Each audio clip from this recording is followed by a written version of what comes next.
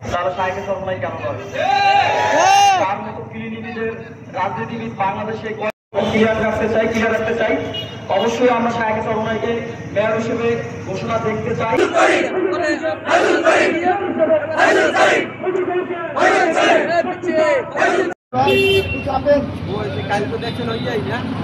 সম্মানিত উপস্থিতি,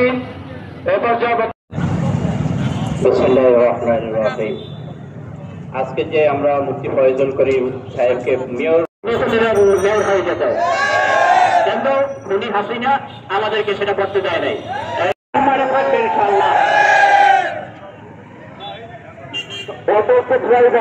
আসুন আমাদের মিছিল এখন আগামীকালকে সকাল 9টায়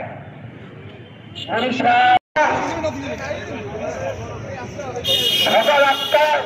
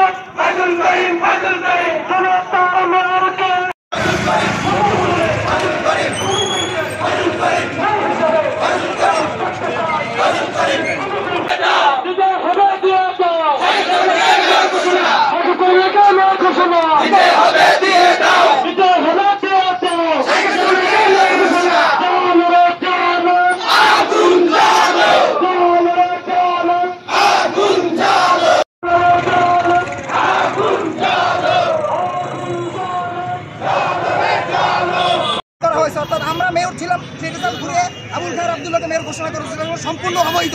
তাই আমরা এই কোর্টে মামলা করেছি যাতে বরিশালের জনগণের দাবিতে সাহিত্য চরমনায় মুফতি শহীদ মোহাম্মদ ফয়জুল করিম তিনি কোর্টে মামলা করেছেন। ইনশাআল্লাহ আমরা বর্তমান অন্তর্বর্তীকালীন সরকারের কাছে ন্যায় বিচারের প্রত্যাশা করি।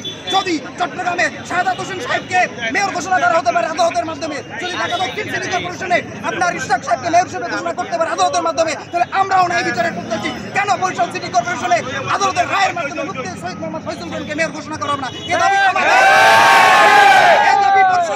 জনসাধারণের ইনশাআল্লাহ আমরা ন্যায় বিচারের প্রত্যাশী। অন্যথায় যদি ভিন্ন কোনো রায় হয় বরিশালের জনগণ রাজপথ ছাড়বে না, দাবি আদায় না হওয়া পর্যন্ত ইনশাআল্লাহ রাজপথে সচল থাকবে।